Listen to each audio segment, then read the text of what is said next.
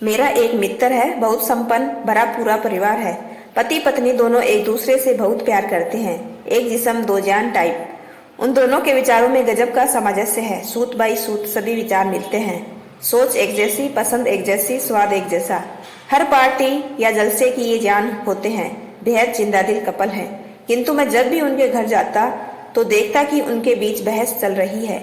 वे किसी भी बात पर अकारण ही लड़ पड़ते और फिर कुछ देर बाद दोनों सज धज के हंसते खिलखिलाते निकल पड़ते।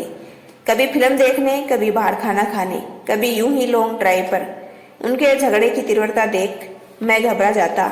एक दूसरे से इतनी मोहब्बत होने के बाद उनकी बहसबाजी, संबंध टूटने की हद तक होने वाला उनका आपसी झगड़ा और हफ्ते में एक आध बार झूमा झपटी तथा महीने में एक बार थप्पड़ों का आदान प्रदान मुझे चक्कर में डाल देती। मैं आश्चर्य में पड़ जाता कि ये दोनों बुरी तरह इतना लड़ने झगड़ने के बाद भी एक छत के नीचे कैसे रह रहे हैं। मुझे समझ नहीं आता कि इनके पास प्रेम, पैसा, सुविधा, शिक्षा सब कुछ प्रचुर मात्रा में होने के बाद भी इनके बीच में झगड़ा किस बात का है। कोई ज्ञात जैसे अज्ञात कारणों पर भी विचार किया कि हो सकता है पिछले जन्म की कुछ लगी फंसी रह गई हो जिसका निपटारा इस जन्म में किया जा रहा हो। क्योंकि हमारे यहाँ विवाह सिर्फ एक जन्म का मसला नहीं बल्कि 7 जन्मों का मसला बताया जाता है। क्योंकि मैं इन दोनों को ही स्कूल के समय से जानता था। दोनों की जिंदादिली, सुलझे हुए व्यक्तित्व का मैं हृदय से सम्मान करता था। वे भी मेरे प्रति सद्भाव व असर्त प्रेम से भरे हुए थे। इस कारण मुझे इनके इस आपसी व्यवहार को लेकर बहुत चिंता रहती। एक दिन मैंने दोनों से बात की कि परमात्मा का दिया सब कुछ है तुम लोगों के पास। तुम दोनों ही पढ़े लिखे उद्यमी लोग हो, खुश मिजाज हो।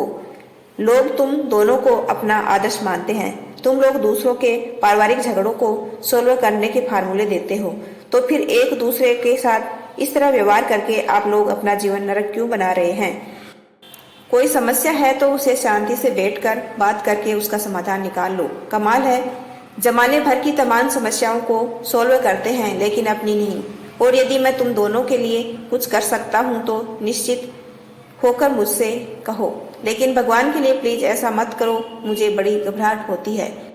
उनका जवाब सुन के मैं सन्न रह गया। दोनों बोले, यार ये बहस और हफ्ते में एक बार झूमा झटकी ना हो तो लगता है हमारा प्रेम सूख गया है।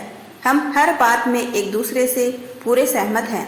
हमारे बीच में मत भिन्नता या मन भिन्नता जैसी कोई डिफरेंसेज नहीं है। लेकिन जब तक आपस में लड़ना झगड़ना रूठना मनाना ना हो तो प्रेम कहाँ। अपनी पत्नी की तरफ इशारा करते हुए बोले, इसलिए पहले मोहतरमा मेरी उसी बात पर डिसएग्री होती है जिस पर हम पहले से ही पूरे एग्री होते हैं। फिर हम बहस करते हैं, एक दूसरे पर आरोप प्रत्यारोप लगाते हैं। ये कहती है तुम पहले ऐसे नहीं थे, अब बदल गए हो। फिर मैं इन पर आरोप लगाता हूँ। फिर हम एक दूसरे पर चिल्लाते हैं। एक दूसरे पर आरोप प्रत्यारोप, चीखना चिल्लाना ये हमारा ना बदलने का प्रमाण है। परिणाम मिलते ही हम तुरंत एग्री हो जाते हैं। प्रेम की एकदम नवीन और अजीब सी परिभाषा सुन के मैं झल्ला गया और उसी सुर में बोला, व्यर्थ की बात मत करो, तुम लोग पढ़े लिखे हो। आपस में ये झूमा झटकी धक्का मुक्की तुम लोगों को शोभा नहीं देती। वे खिलखिलाते हुए बोले, जिसे आप धक्का मुक्की कह रहे हैं वह हमारे प्यार का अकाटे सबूत है श्रीमान। हफ्ते में एक आध बार झूमा झटकी करके हम लोग इस सबूत के जरिए अपने प्रेम को और पुख्ता कर लेते हैं। भाभी जी ने बहुत लाड से अपने पति की ओर देखते हुए मुझसे कहा, भैया अधिकांश लोग इसे गंदगी समझते हैं लेकिन हमारे लिए तो ये बंदगी है। आप इसे पीटना नहीं, प्रेम का प्रमाण मानो। ये एक किस्म का छोटा रिचार्ज है। अब मेरे मित्र ने चार्ज अपने हाथ में लेते हुए प्रेम की परिभाषा को दिव्यता प्रदान करते हुए कहा, देखो भाई, हमारी शादी हुए इतने साल हो गए हैं कि अब हमारे पास बात करने को कुछ बचा ही नहीं है। तो बहसबाजी में ही हमारी बहुत सारी बातें हो जाती है। बहस के दौरान ही हम एक दूसरे के मम्मी पापा को भी शिद्दत से याद कर लेते हैं। विवाद हमें हमारे भूले बिखरे पुरखों की स्मृतियों को भी याद कर देता है। विवाद करते समय ही हम एक दूसरे के संस्कार, परिवार, सभ्यता, संस्कृति पर आलोचनात्मक दृष्टि डाल लेते हैं, अन्यथा कहाँ समय मिलता है। इसलिए इस चिल्ला चोट को तुम सकारात्मक दृष्टि से देखो। भाभी जी बोली, शोर शराबे में ही हमें शांति मिलती है। भैया जब सोच समाप्त हो जाए तो समझ लीजिए कि प्रेम मर गया।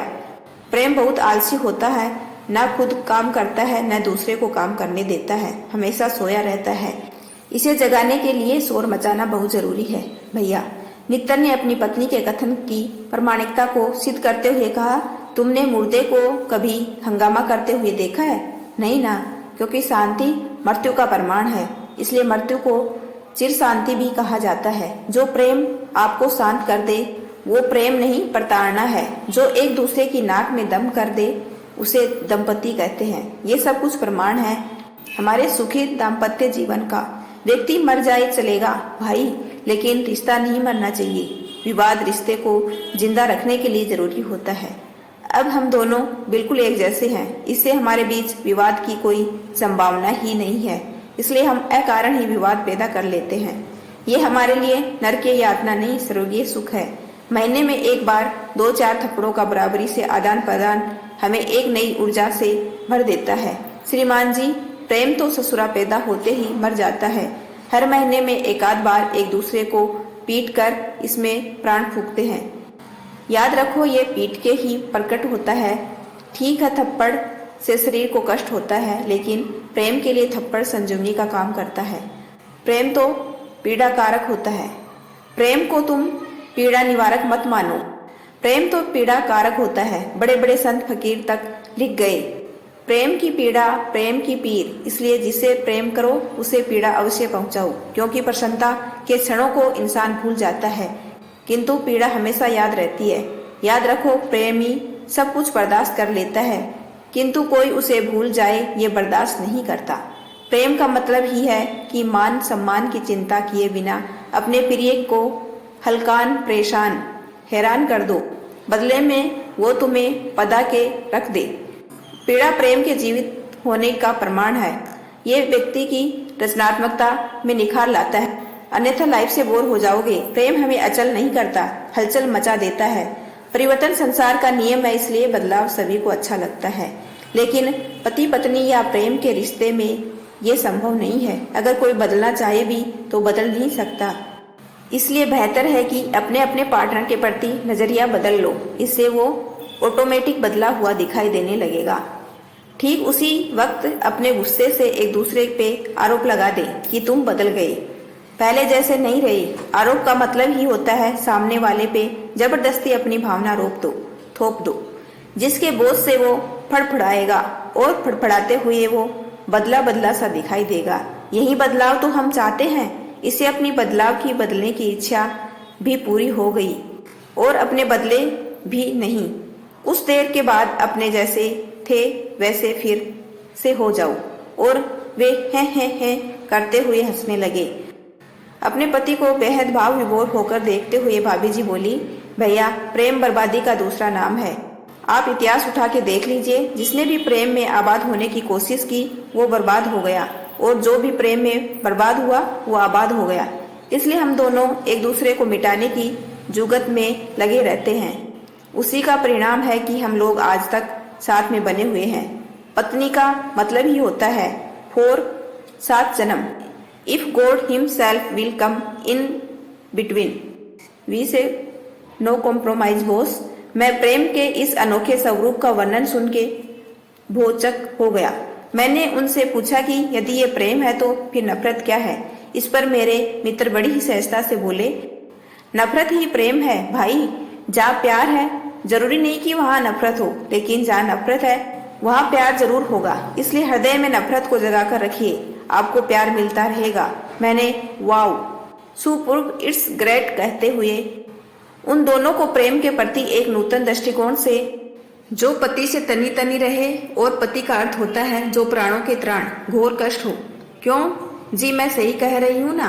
कहते हुए उन्होंने अपने पति से अनुमोदन मांगा।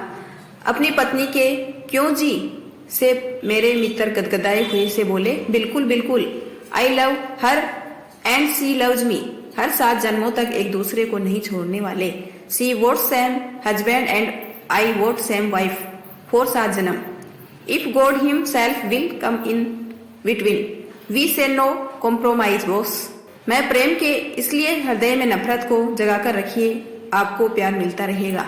मैंने वाव सुपर्ब इट्स ग्रेट कहते हुए दोनों को प्रेम के प्रति एक नूतन दृष्टिकोण से संपन्न करने के लिए धन्यवाद दिया। यदि आपको मेरा ये छोटा सा प्रयास अच्छा लगा हो तो चैनल को लाइक शेयर एंड सब्सक्राइब कीजिए। आपका अपना कीमती समय देने के लिए दिल से धन्यवाद।